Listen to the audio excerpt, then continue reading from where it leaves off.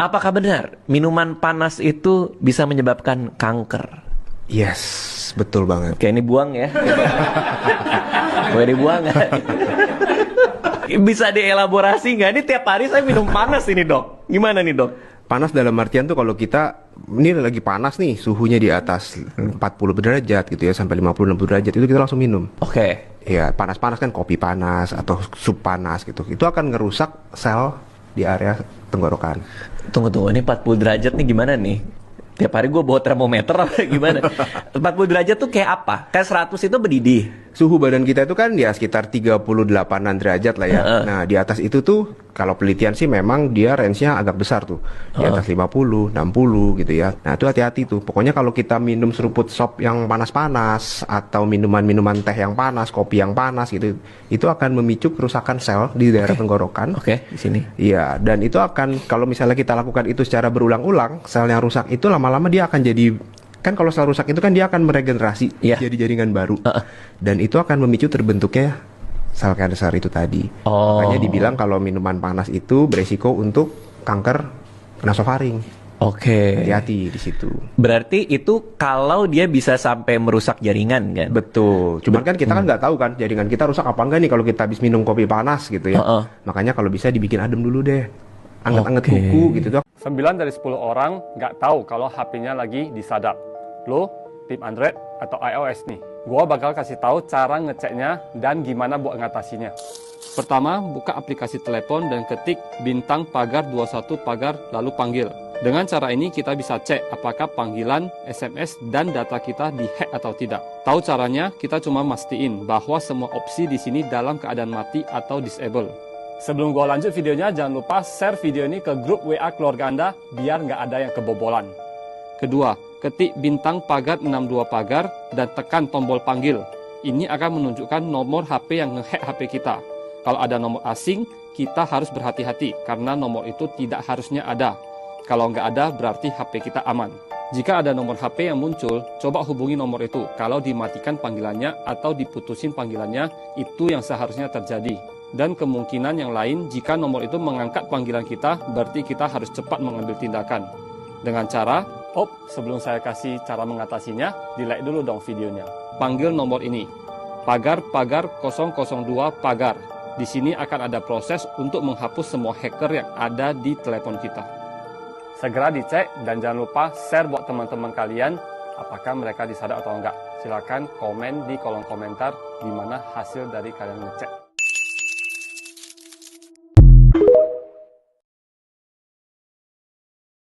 Maka malaikat maut turun ke sini.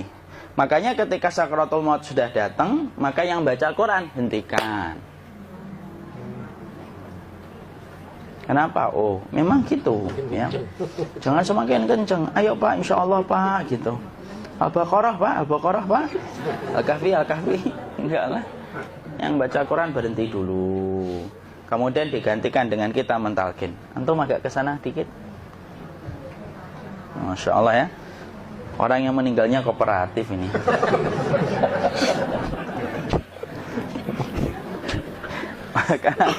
maka agak ke sini ya. Maka disunahkan kita untuk mentalkinnya. Nanti ketika mentalkin jangan terlalu sering, jangan terlalu membebani.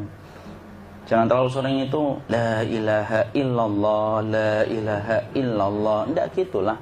Berat nanti dia ngerasakan. Di situ Imam Qurtubi juga menyampaikan, jangan terlalu sering karena itu memberatkan dadanya. Jadi ketika mentalkin, saya sampaikan, boleh diganti atau enggak Ustadz? Enggaklah, talkin itu ibadah. Ibadah itu tauqifiyah. Tauqifiyah itu enggak usah diganti. Karena Rasulullah mengatakan, lakinu ala mautakum la ilaha illallah. Talkin orang yang meninggal di antara kalian dengan la ilaha illallah. Enggak usah diganti Allah Ustadz yang lebih singkat, lebih pendek. Enggak usah. Subhanallah Ustadz, enggak usah. Kenapa? Karena talqin sudah ditetapkan ucapannya oleh Nabi, begitulah kita mencontohnya. Jadi tidak usah diganti. Cara mentalqin, jadi kalau keadaan sudah tenang, tolong kalau sudah sakaratul maut jangan ditinggalkan. Karena sesungguhnya pertempuran setan itu pada detik-detik kematian semacam ini. Dan betul-betul berusaha untuk menjadikan dia murtad. Nanti makanya di situ di buku nanti dibahas kan, pertempuran setan itu sampai detik-detik orang mau mati itu sudah ayo kufur, murtad aja tuh, kamu sakit kan? Nah, itu kayak gitu. Makanya jangan ditinggal. Capek gitu kok nggak meninggal gitu ya. Udah gantian mas. Dan jangan kemudian meninggalkannya. Mangkat dulu gitu. Enggak lah, janganlah. Terus ditampingi terus. Kalau bisa ya sudahlah, berikan waktunya kita untuk sementara waktu itu betul-betul berkhidmah kepada orang yang kita cintai terakhir kalinya. Cara kita kemudian mentalkin adalah, yaitu adalah di sebelah kanannya, la ilaha illallah. Biarkan dia mencerna dulu, tidak usah buru-buru kemudian kita langsung nimpali lagi. Dia mencerna dulu sembari kita doakan, peluk, ya Allah dimudahkan gitu. Kalau ada orang yang bisa ngucapin la ilaha illallah, itu siapa yang memberikan itu? Ustadznya memberikan kekuatan Allah, Pak. Karena ngomong aduh aja sudah tidak mampu. Makanya Allah berfirman dalam surat Ibrahim, yusabbitullahu alladhina amanu bil qawli tsabit fil hayatid dunya wa fil akhirah. Allah teguhkan perkataan orang yang beriman dalam kehidupan dunia dan akhirat. Dunia itu ya ketika menjelang kematiannya. Makanya dia bisa ngomong la ilaha illallah. Sebenarnya ngomong aduh aja udah gak mampu. Kalau bisa ngomong, dia pasti ngomong aduhnya dulu. Tapi Allah yang menggerakkan. Ngomong la ilaha illallah. Makanya mangkana akhiru kalamihi la ilaha illallah dakhalal jannah. Barang siapa akhir kalamnya itu adalah la ilaha illallah, pasti masuk surga. Makanya kita lagi la ilaha illallah. Dah, cerah dulu. Tidak usah minta diburu-buru ya. Tidak usah gini. Ayo, la ilaha illallah. Ayo.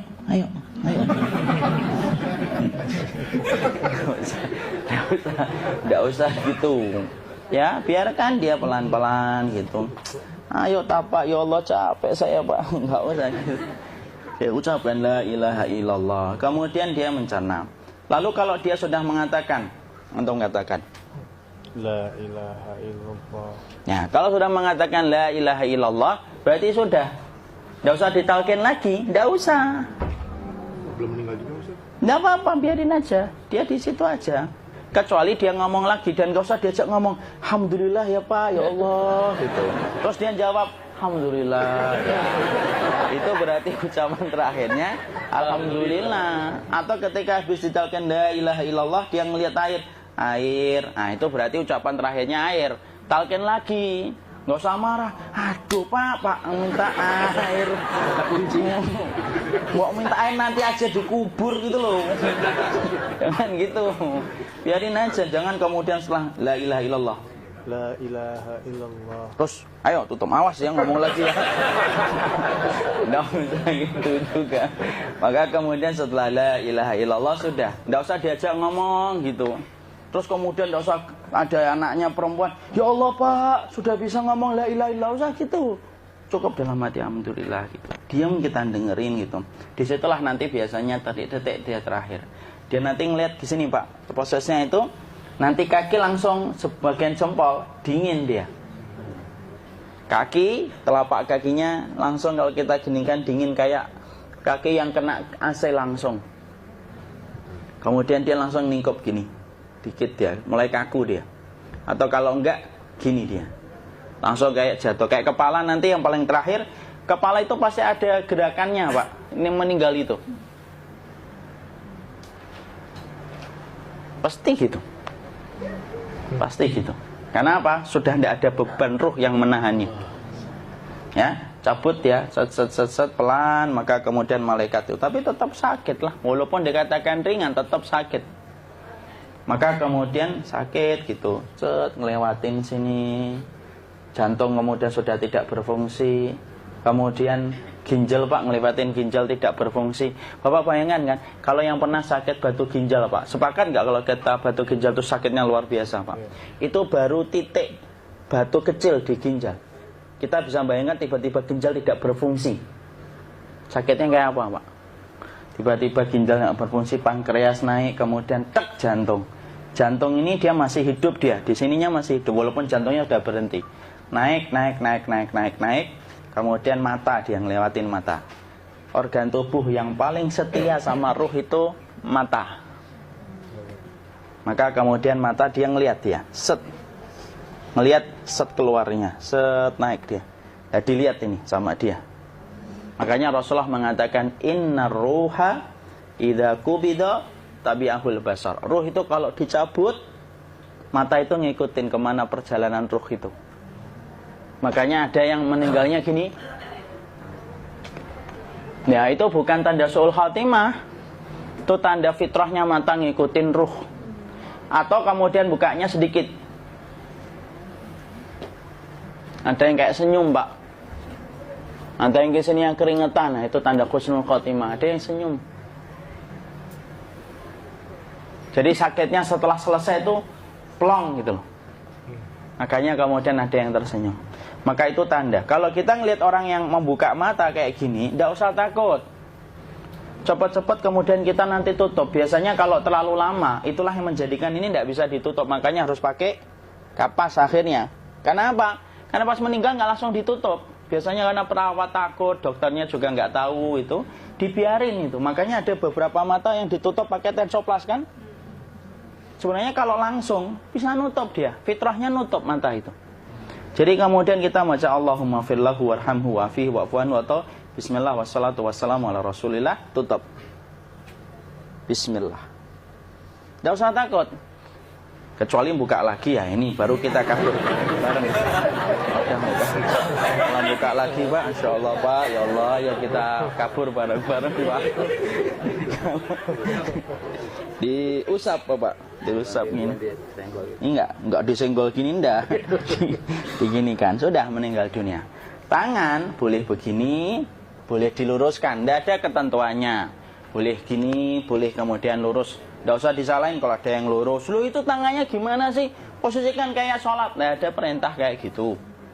Jadi kemudian dikondisikan saja. Terus maka kemudian dipijit-pijit, akiknya dikeluarin, kemudian jamnya dilepas, gigi palsunya dilepas kalau ada, ya.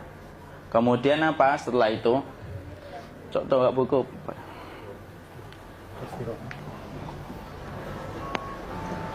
Kemudian kalau bisa awal-awal kemudian taruh buku atau sesuatu yang agak berat di perutnya ketika baru meninggal dunia. Kenapa kemudian ditaruh kayak gini? Bukan apa-apa, supaya membantu sisa-sisa pencernaan dia untuk keluar. Nanti Pak, biasanya kalau kita taruh agak yang berat gini atau kemudian kita gini-gini kan. Ini udah makan belum Maki? Udah makan belum makan kok udah gede ya. Maka pencet-pencet kayak gini biasanya nanti ketika dimandikan, nah pas dimandikan diginikan saja. Aduh.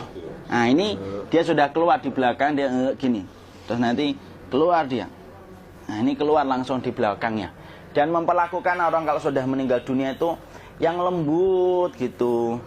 Kenapa? Inna kasra admil mayyiti kakasri admil hayyi.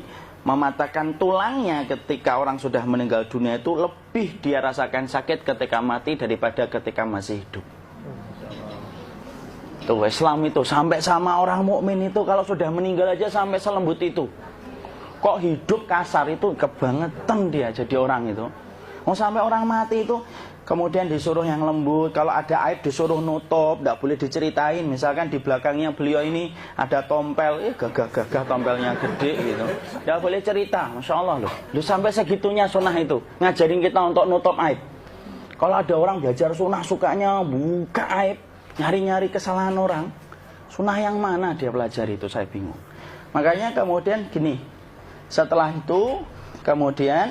setelah selesai maka kemudian tutup dengan kain. Maaf ya, ya. Ya. Nanti kalau nggak kuat napas ngomong ya. Maka ditutup kayak gini, ditempatkan kemudian jangan di tanah tapi di atas dipan. Karena apa? Syekh Abu Malik Kamal Said Salim dalam Sahih Fikih Sunnah menyampaikan supaya tidak cepat busuk.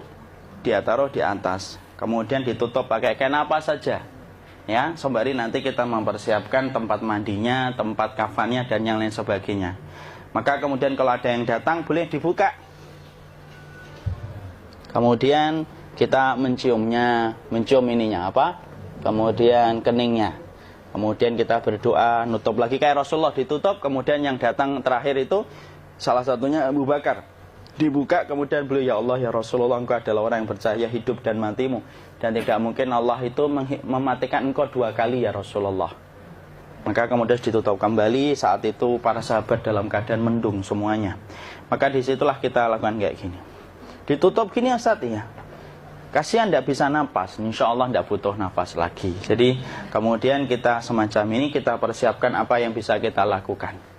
Nah itulah proses kematian dari sakit, sakaratul maut sampai